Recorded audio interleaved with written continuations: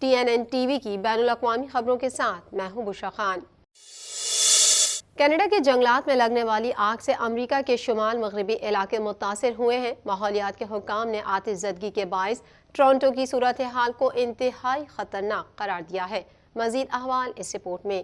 Canada کے جنگلات میں لگنے والی آگ سے امریکہ کے شمال مغربی علاقے متاثر ہوئے ہیں۔ ماحولیات کے حکام نے آتش زدگی کے باعث ٹورنٹو کی صورتحال کو انتہائی خطرناک قرار دیا ہے۔ امریکہ نے 600 سے زائد فائر فائٹرز اور آلات کینیڈا بھیجے ہیں جو آگ پر قابو پانے کی کوششوں میں مدد کر رہے ہیں۔ حکام نے خدشہ ظاہر کیا ہے کہ آئندہ ہفتوں میں شمالی امریکہ کے بیشتر علاقوں میں ایئر کوالٹی خطرناک حد تک خراب ہو سکتی ہے، جبکہ کینیڈا کے صوبے کیوبیک سے زیادہ دھواں پھیلنے کا خدشہ ہے، جہاں 150 کے قریب مقامات پر آتش زدگی کی اطلاعات ہیں۔ فیڈرل ایویشن کے مطابق امریکہ میں نیو یارک تک آنے والی کچھ پروازوں کو عارضی طور پر روک دیا گیا۔ فضائی آلودگی کے باعث امریکی شہریوں کو ماسک کے استعمال کی ہدایات جاری کی گئی ہیں۔ کینیڈین حکام نے بھی اس حوالے سے شہریوں کو ہدایت کی ہے کہ اگر وہ گھروں سے باہر جائیں تو ماسک کا استعمال یقینی بنائیں۔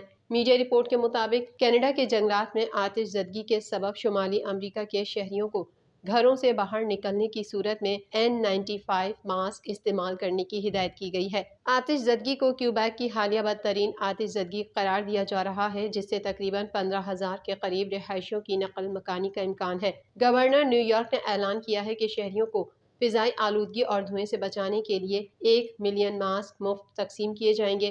انہوں نے کہا کہ یہ ایک عارضی صورتحال ہے، یہ کووڈ نہیں ہے۔ نیو یارک کی بسوں اور ٹرینوں میں اعلیٰ کوالٹی کا ایئر فلٹریشن سسٹم ہے جو شہریوں کو محفوظ سفر فراہم کرے گا۔ امریکہ کے فیڈرل ایویشن کے مطابق ریاست اوہایو اور وسط اٹلانٹک سے نیو یارک آنے والی پروازوں کو روکا گیا ہے۔ امریکی وفاقی ایویشن ادارے کے مطابق کینیڈا کے جنگلات میں آگ سے دھوئیں کے باعث حد نظر کم ہونے کی وجہ سے پروازیں روکی گئیں۔ واشنگٹن، فلاڈیلفیا اور شمالی کیرولینا کی پروازوں پر بھی اثر پڑ سکتا ہے۔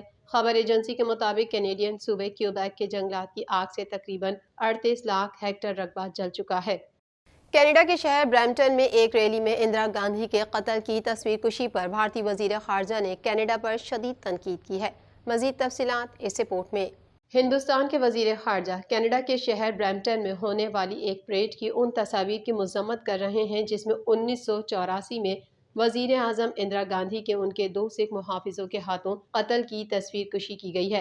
کینیڈین میڈیا نے مختصر ویڈیو کے ماخذ کی تصدیق نہیں کی ہے جس میں ایک مضافاتی سڑک پر پگڑیوں میں ملبوس مرد گاندھی سے مشابہت رکھنے والی خاتون کی طرف بندوقیں اٹھاتے ہوئے پریڈ کا فلور دکھاتا ہے۔ ہندوستان کے وزیر خارجہ سبرامنیم جے شنکر کا کہنا ہے کہ یہ واقعہ کینیڈا کے انتہا پسندی کے بارے میں سست روی کو ظاہر کرتا ہے۔ ان کا کہنا ہے کہ یہ واقعہ تعلقات کے لیے اچھا نہیں ہے اور کینیڈا کے لیے اچھا نہیں ہے۔ نئی دہلی نے طویل عرصے سے یہ استدلال کیا ہے کہ سکھ علیحدگی پسندوں کے لیے کینیڈا کا آزادانہ اظہار خیال بہت آگے ہے۔ کچھ مندروں میں 1985 میں ایئر انڈیا کی پرواز پر ہونے والے بم دھماکے جیسے تشدد کی کارروائیوں سے منسلک لوگوں کی کھلے عام تعظیم کی جاتی ہے۔ نئی دہلی میں ایک پریس کانفرنس میں جے شنکر نے کہا کہ ان کی حکومت حیران ہے کہ اوٹاوا ایک آزاد ریاست کی وکالت کرنے والوں کو اتنی آزادی دیتا ہے جسے وہ خالصتان کہتے ہیں۔ ہندوستان میں کینیڈا کے ایلچی نے بھی پریڈ کی مذمت کرتے ہوئے کہا کہ وہ ان خبروں سے حیرت زدہ ہیں کہ اس نے قتل کا جشن منایا۔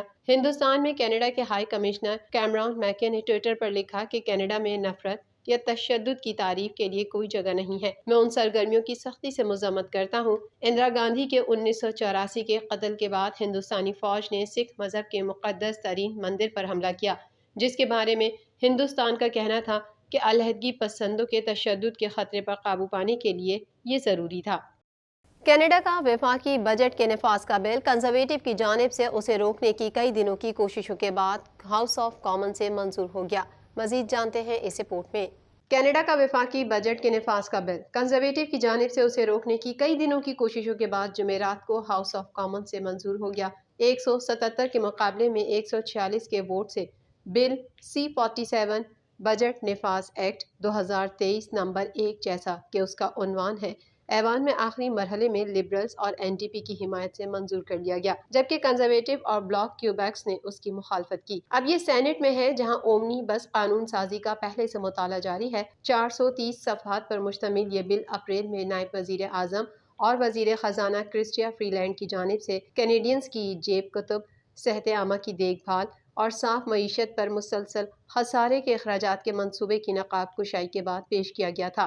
بل کی منظوری پر حکومت کی جانب سے خوشی کا اظہار کیا گیا۔ اس بل میں رہائشی جائیدادوں کے لیے ایک نیا اینٹی فلپنگ ٹیکس، تاجروں کے ٹولز کی کٹوتی کو دوگنا کرنا اور کینیڈا کے کارکنوں کے فائدے میں اضافہ، کم آمدنی والے کارکنوں کی مدد کے لیے قابل واپسی ٹیکس کریڈٹ شامل ہے۔ یہ بل یوکرین پر حملے کے بعد روس پر پابندیاں بھی وضع کرتا ہے اور روس اور بیلاروس پر محصولات بڑھاتا ہے۔ کنزرویٹو نے اس ہفتے کے شروع میں اس کی 900 شقوں کو ختم کرنے والی ترامیم متعارف کراتے ہوئے اس بل کا زیادہ تر حصہ حذف کرنے کی کوشش کی، یہ کہتے ہوئے کہ وہ بجٹ میں توازن پیدا کرنے کا منصوبہ چاہتے ہیں۔ ان تخمینوں کے درمیان، جس میں وفاقی خسارے کا کوئی خاتمہ نظر نہیں آتا، قانون بننے سے پہلے سینٹ کو بھی بجٹ بل کو پاس کرنا ہوگا اور سینیٹرز پہلے ہی اس کی دفعات کے لیے گھنٹوں کا مطالعہ کر رہے ہیں۔ امریکہ کے سابق صدر ڈونلڈ ٹرمپ پر دوسری بار فرد جرم عائد کر دی گئی۔ انہیں نیو یارک میں بھی فوجداری مقدمے کا سامنا ہے۔ مزید احوال اس رپورٹ میں۔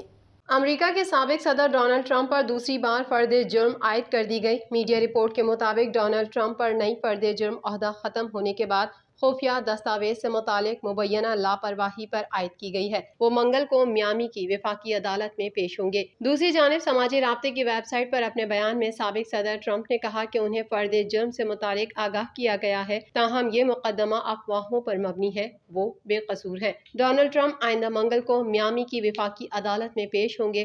دوسری جانب انہیں نیو یارک میں بھی فوجداری مقدمے کا سامنا ہے۔ واضح رہے کہ ڈونلڈ ٹرمپ ریپبلکن پارٹی کے صدارتی امیدوار بننے کی دوڑ میں شامل ہیں اور تمام ریپبلکن امیدواروں میں اب بھی سب سے زیادہ مقبول ہیں۔ خیال رہے کہ امریکی تاریخ میں یہ پہلا موقع ہے کہ کسی بھی موجودہ یا سابق صدر کو کرمنل چارجز کا سامنا ہے۔ امریکہ اور برطانیہ کے درمیان نئے خطرات سے نمٹنے کے لیے اسٹریٹجک معاہدے کا اعلان کر دیا گیا۔ مزید جانیں گے اس رپورٹ میں۔ امریکہ اور برطانیہ کے درمیان نئے خطرات سے نمٹنے کے لیے اسٹریٹجک معاہدے کا اعلان کر دیا گیا۔ جو بائیڈن نے کانگریس سے برطانیہ کو دفاعی خریداری کے لیے ڈومیسٹک سورس کے طور پر نامزد کرنے کے لیے بات کرنے پر بھی رضامندی کا اظہار کیا۔ میڈیا رپورٹ کے مطابق وائٹ ہاؤس میں امریکی صدر جو بائیڈن اور برطانوی وزیر اعظم رشی سونک کے درمیان ملاقات ہوئی۔ دونوں رہنماؤں کے درمیان ملاقات میں روس، چین اور اقتصادی عدم استحکام کا مقابلہ کرنے کے لیے خصوصی تعلقات قائم کرنے پر اتفاق کیا گیا۔